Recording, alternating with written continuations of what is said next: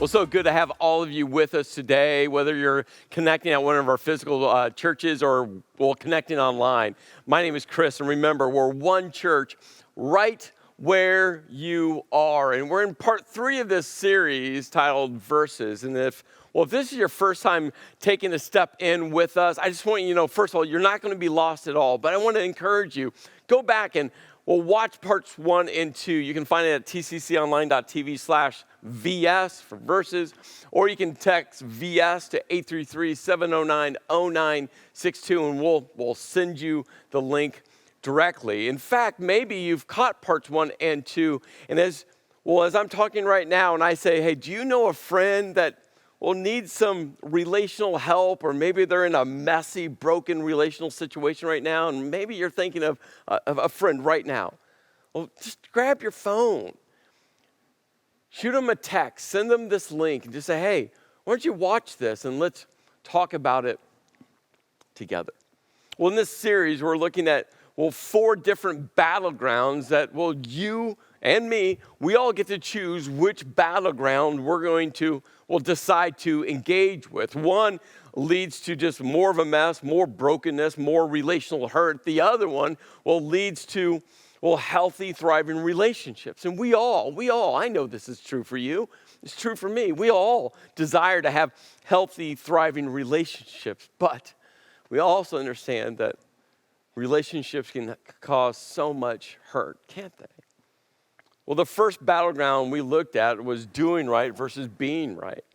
We looked at the story between, King Saul, the first king of Israel, and, God speaking through a prophet, a judge, a priest. His name was Samuel. And Saul kept on saying, I'm right, I'm right, I'm right. He was so focused on being right. And God kept on saying, Saul, it's not about you being right. I want you to do right. I want you to obey me. And that battleground right there, if we would just obey God, when it comes to our relationships would thrive.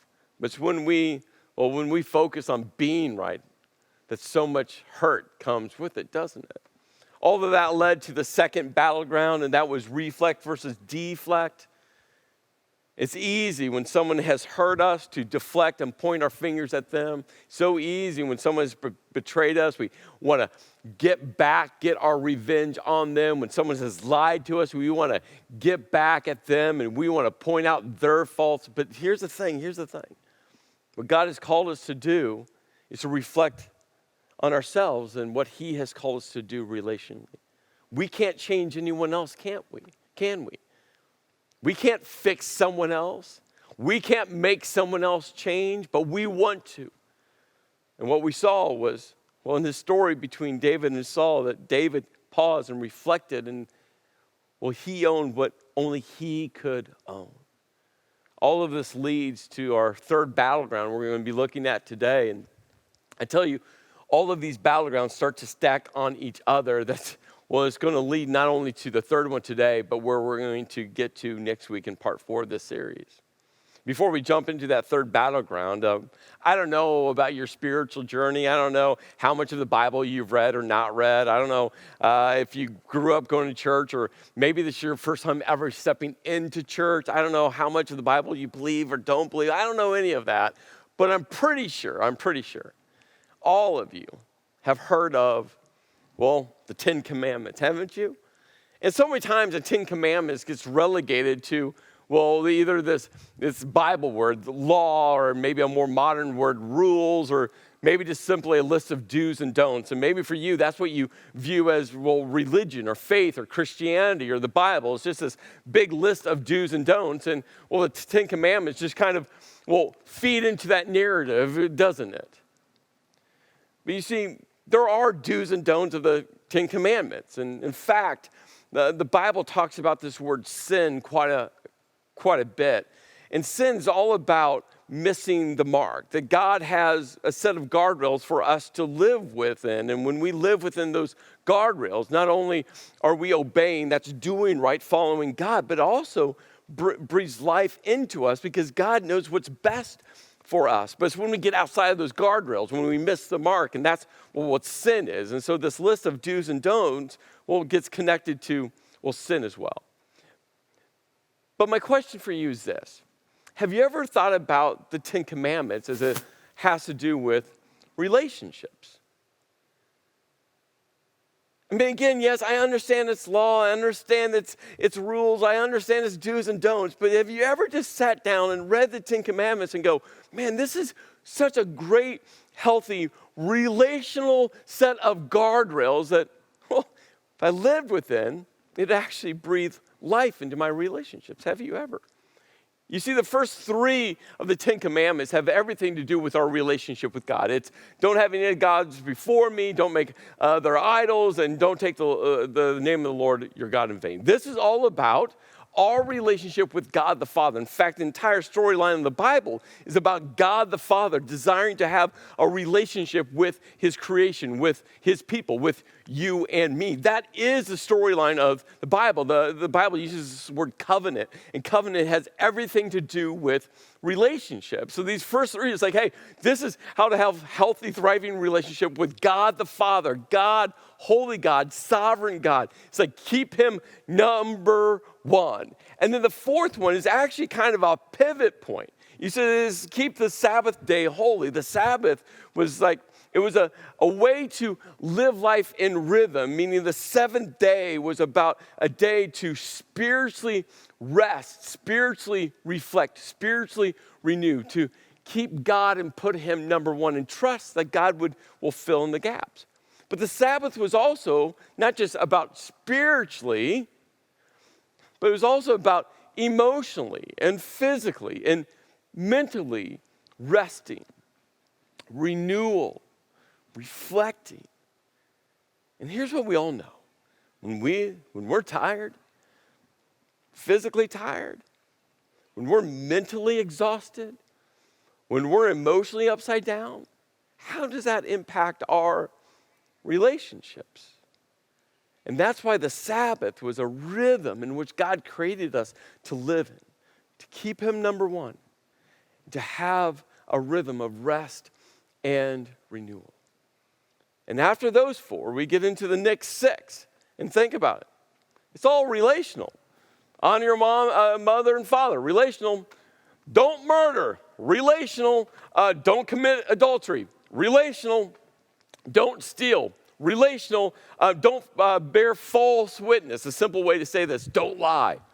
Relational. Last one, don't covet. What's that? Well, don't want something that's not yours. It's the grass isn't always greener on the other side. It's the keeping up with the Joneses. It's looking at your neighbors or the person you're working with and wishing that you had what they had. Relational. You see the 10 Commandments. Yeah, you can just say it's a list of do's and don'ts, fine.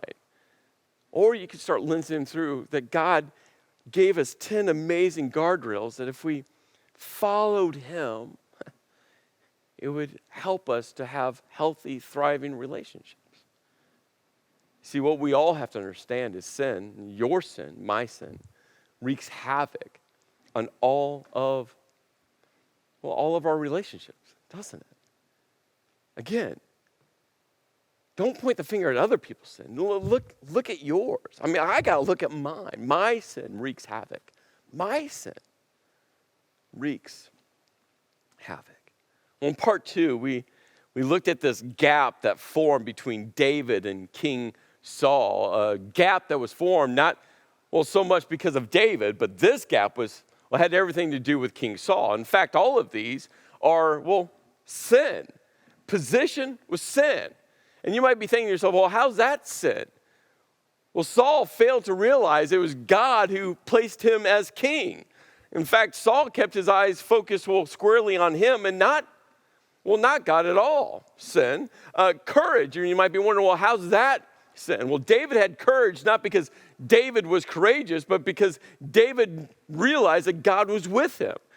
David's eyes kept focused on God. In fact, God's presence, this one massive blue line. David realized that God was with him, but Saul failed to realize, didn't want to. His pride wouldn't allow him to follow God. Jealousy, sin. Manipulation, sin.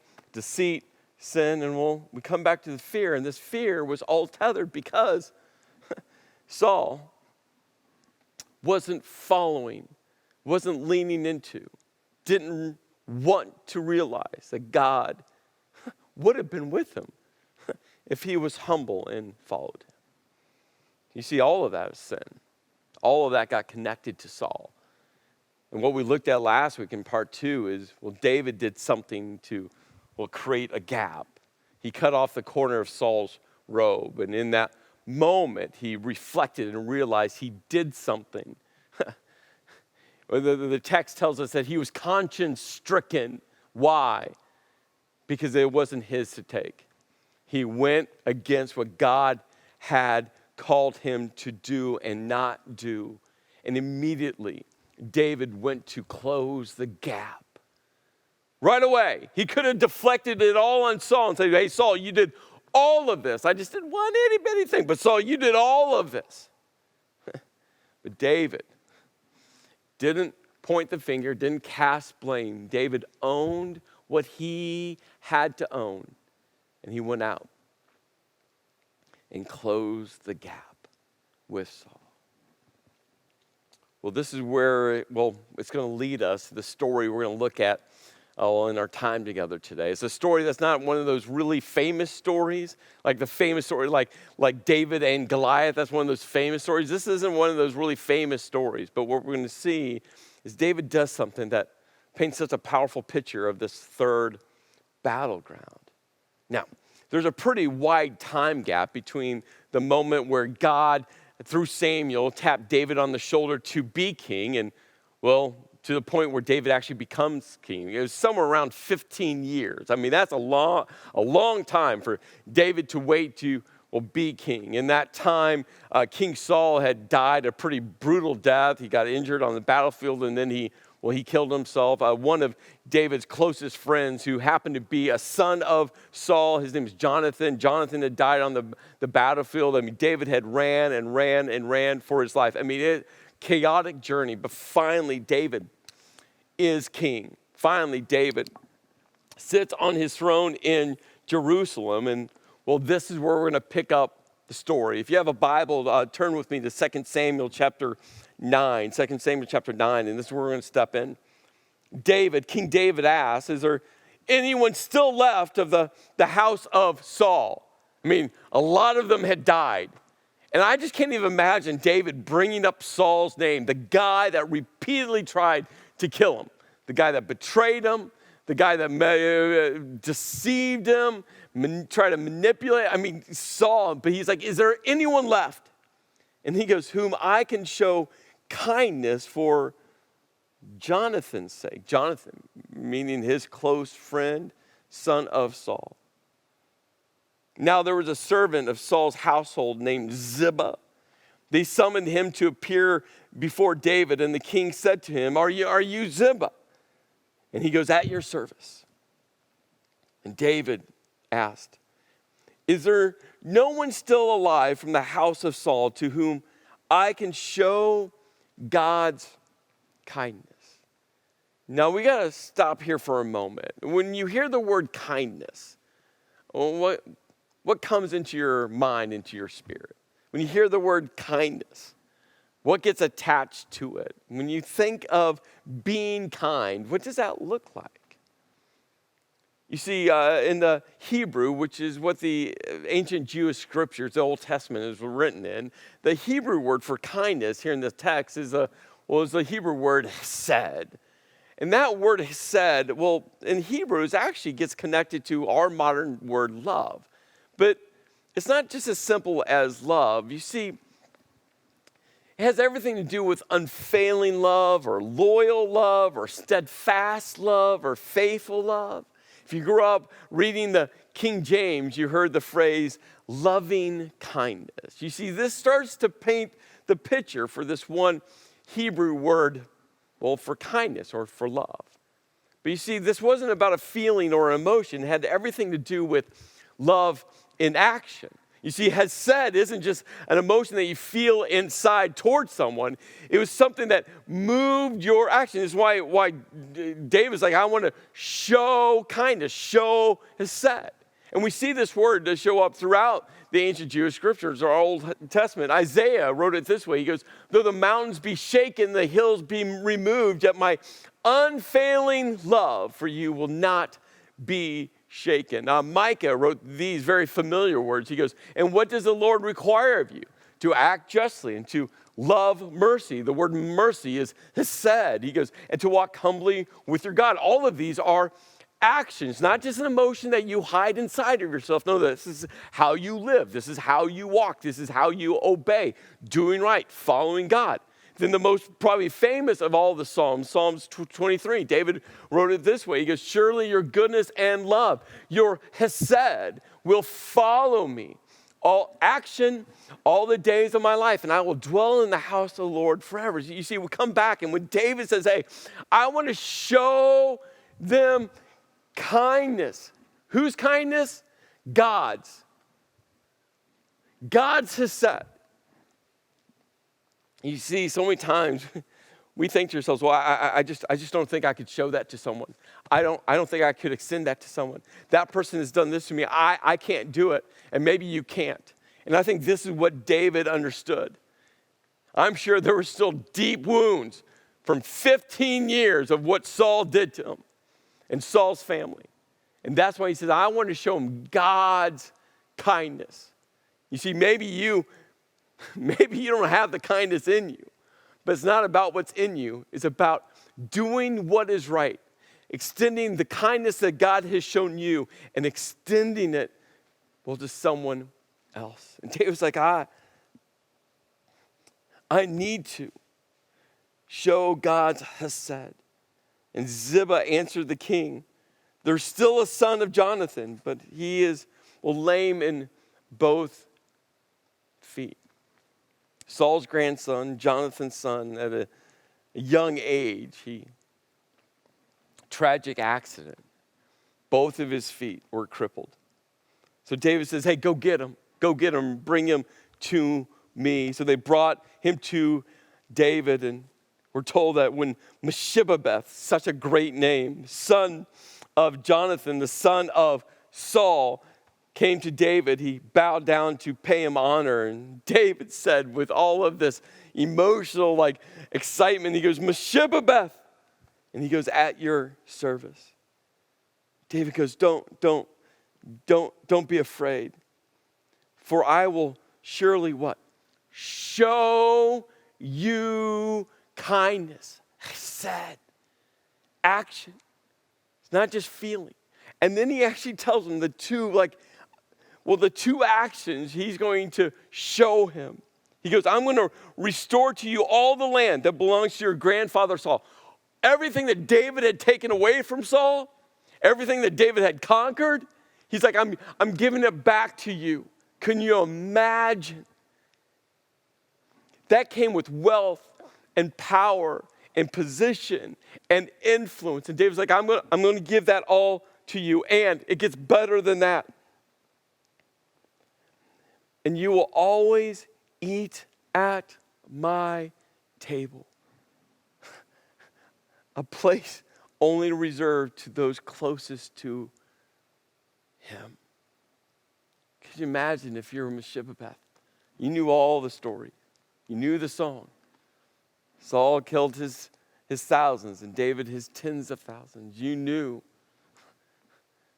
how much hurt and betrayal and deceit had been shown by his grandfather to King David. And David's like, I'm giving you all of it back, and you are an invited guest to my dinner table. And Mephibosheth bowed down and said, what is your servant that you should notice a dead dog like me? You see, Mephibosheth fully grasped what David should have thought about him.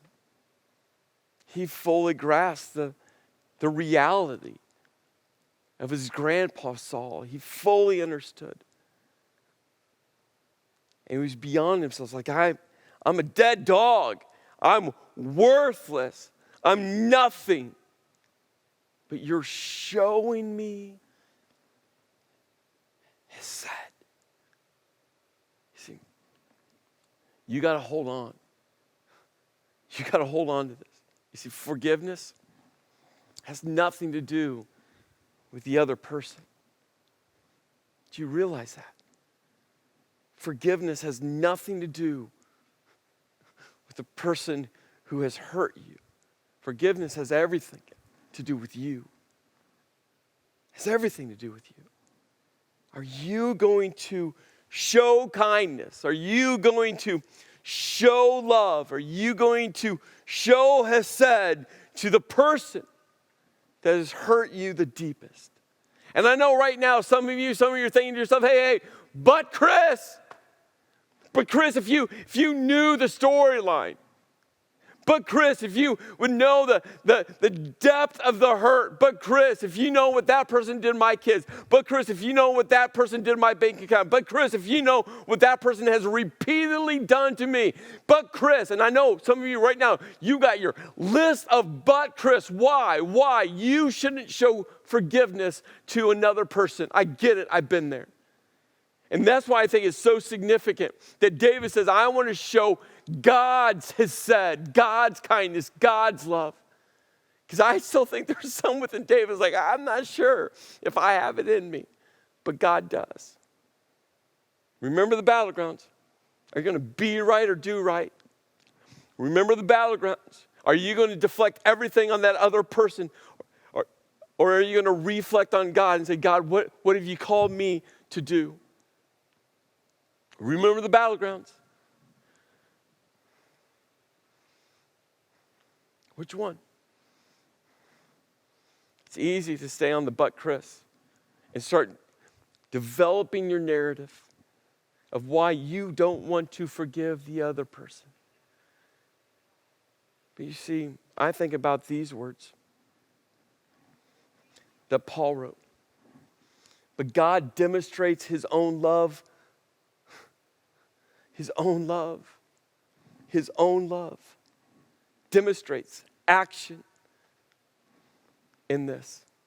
That while we were still sinning,